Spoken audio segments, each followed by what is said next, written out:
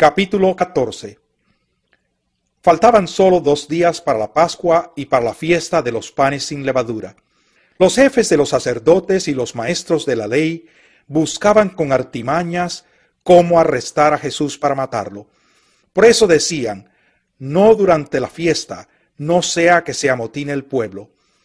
En Betania, mientras estaba él sentado a la mesa en casa de Simón llamado el leproso, llegó una mujer con un frasco de alabastro lleno de un perfume muy costoso, hecho de nardo puro. Rompió el frasco y derramó el perfume sobre la cabeza de Jesús. Algunos de los presentes comentaban indignados: ¿por qué este desperdicio de perfume? Podía haberse vendido por muchísimo dinero para darlo a los pobres. Y la reprendían con severidad. Déjenla en paz, dijo Jesús. ¿Por qué la molestan?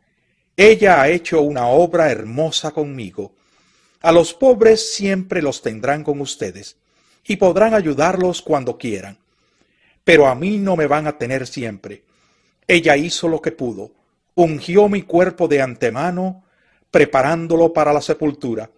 Les aseguro que en cualquier parte del mundo donde se predique el Evangelio, se contará también en memoria de esta mujer lo que ella hizo. Judas Iscariote, uno de los 12, fue a los jefes de los sacerdotes para entregarles a Jesús. Ellos se alegraron al oírlo y prometieron darle dinero. Así que él buscaba la ocasión propicia para entregarlo. El primer día de la fiesta de los panes sin levadura, cuando se acostumbraba a sacrificar el cordero de la Pascua, los discípulos le preguntaron a Jesús: ¿dónde quieres que vayamos a hacer los preparativos para que comas la Pascua? Él envió a 2 de sus discípulos con este encargo: vayan a la ciudad y les saldrá al encuentro un hombre que lleva un cántaro de agua. Síganlo, y allí donde entre, díganle al dueño: el maestro pregunta, ¿dónde está la sala en la que pueda comer la Pascua con mis discípulos? Él les mostrará en la planta alta una sala amplia, amueblada y arreglada. Preparen allí nuestra cena. Los discípulos salieron, entraron en la ciudad y encontraron todo tal y como les había dicho Jesús. Así que prepararon la Pascua. Al anochecer llegó Jesús con los 12.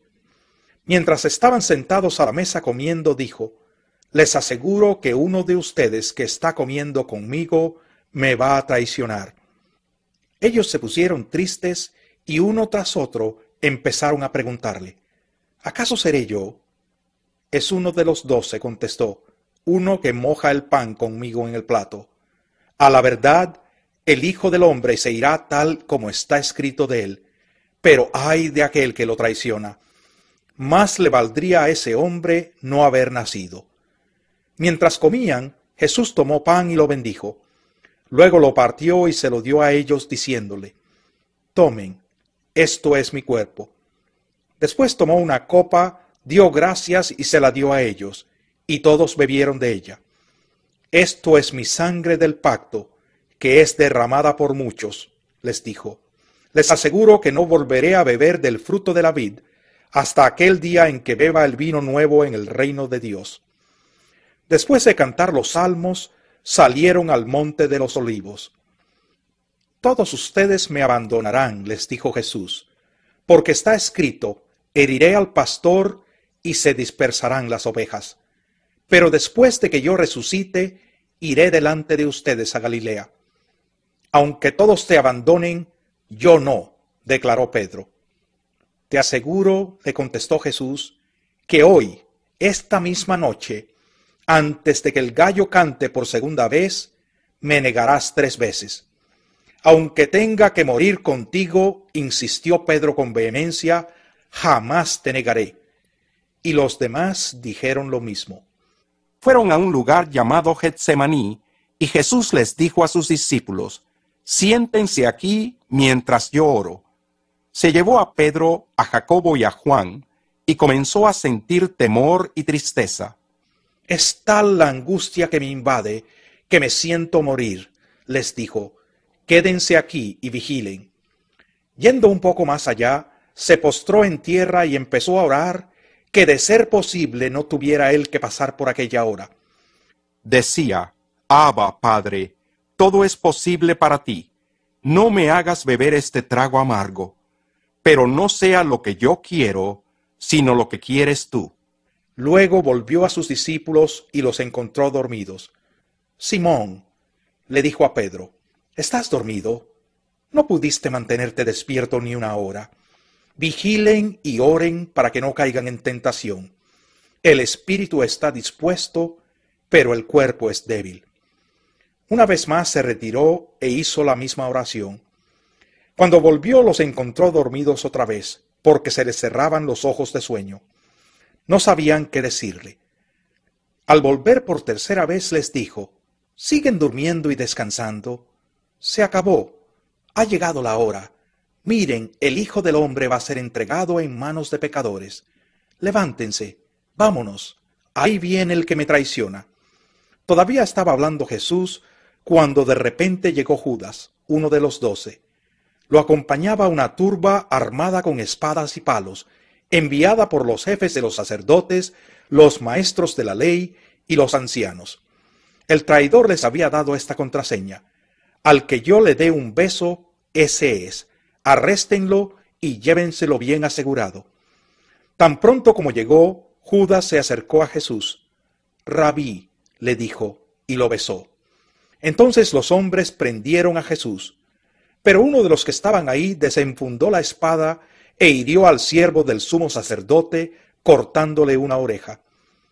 ¿Acaso soy un bandido, dijo Jesús, para que vengan con espadas y palos a arrestarme? Día tras día estaba con ustedes, enseñando en el templo, y no me prendieron.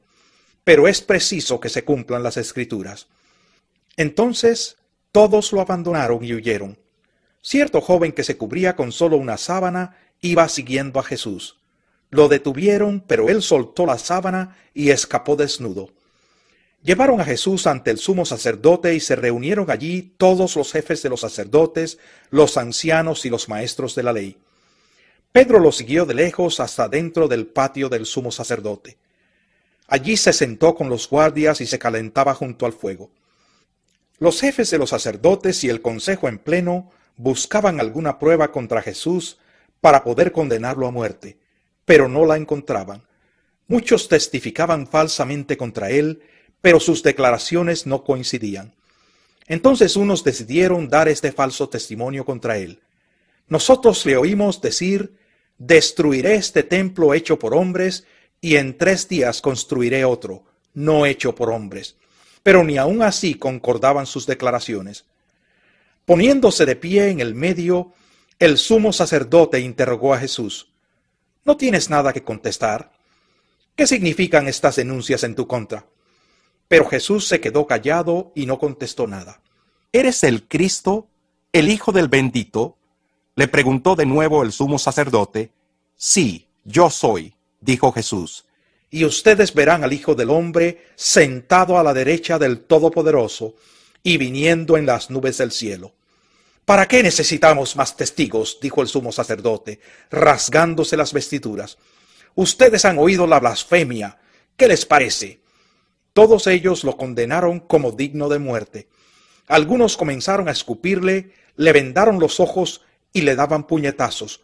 ¡Profetiza!, le gritaban. Los guardias también le daban bofetadas. Mientras Pedro se estaba abajo en el patio, pasó una de las criadas del sumo sacerdote. Cuando vio a Pedro calentándose, se fijó en él. «Tú también estabas con ese nazareno, con Jesús», le dijo ella. Pero él lo negó.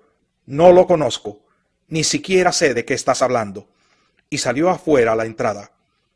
Cuando la criada lo vio allí, les dijo de nuevo a los presentes: «Este es uno de ellos». Él lo volvió a negar. Poco después, los que estaban allí le dijeron a Pedro: «Seguro que tú eres uno de ellos, pues eres Galileo». Él comenzó a echarse maldiciones. «No conozco a ese hombre del que hablan», les juró. Al instante, un gallo cantó por segunda vez. Pedro se acordó de lo que Jesús le había dicho: «Antes de que el gallo cante por segunda vez, me negarás 3 veces». Y se echó a llorar.